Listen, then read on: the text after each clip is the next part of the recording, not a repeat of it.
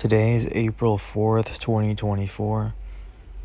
I've had post-finasteride syndrome for 80 days now, and I've decided to begin documenting the journey, basically. Well, I'm a 21-year-old male, and towards the end of November 2023, I noticed my hair starting to fall out and my hairline receding. I got insecure and scared because I loved my hair. I just looked up on Google how to stop hair loss. I found an article that talked about saw palmetto and that it would be good for stopping hair loss, so I ordered some on Amazon. I even Googled saw palmetto side effects, but I didn't find any information. I took this supplement every day for around a month. Then one day I woke up and I remember everything seemed weird or fake, but I just kind of ignored it. Then I started getting super bad heart palpitations and dizziness and chest pain. This lasted for like 2 days straight. I went to the ER on the second day because at first I thought I was having a heart attack. They did tests and said nothing was wrong with me. After I got back home, I began to try and relax. Then I did some saw palmetto again because I'm an idiot, and I still didn't realize saw palmetto could have been causing any of this.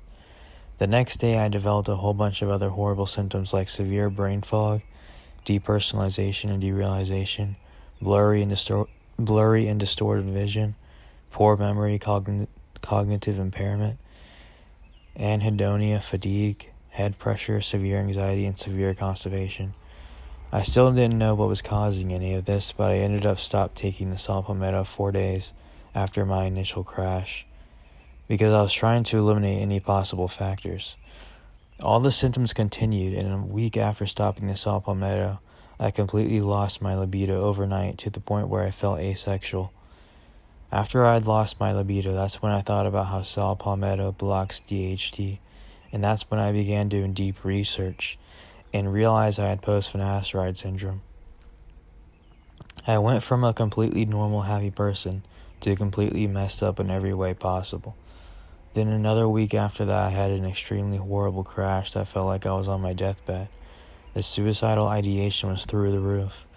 This was the hardest 4 days of my life. For 4 full days, I literally couldn't sleep at all. I was just wide awake and still with all the same symptoms and feeling like I had brain damage. My anhedonia went from a 70% up to 100% at this point, where I couldn't even find even the smallest amount of dopamine or serotonin from anything at all whatsoever. Luckily, things were only this severe for around 4 days. My insomnia basically completely went away, and I've never really had any problems sleeping since then, unlike most PFS patients. My anhedonia has gotten a lot better since then, but it's still there in a lot of ways. I can feel a lot more serotonin and find enjoyment in small things like TV and video games. I basically lost my soul in my life. These last 88 days so far have pretty much been nothing but hellfire. Literally no one could possibly understand this torture unless they've been through it.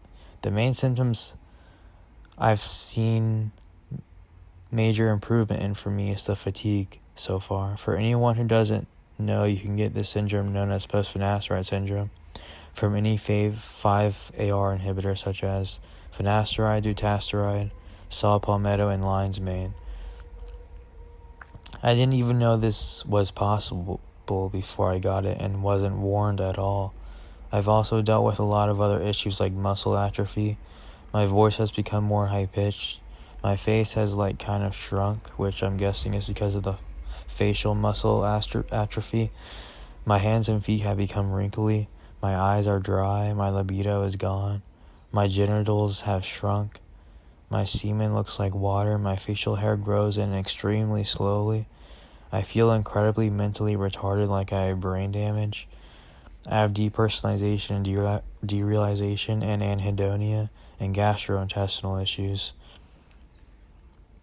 Never do any of these bullshit substances, and don't ever do any SSRI, antidepressants, or Accutane, because they can cause very similar conditions.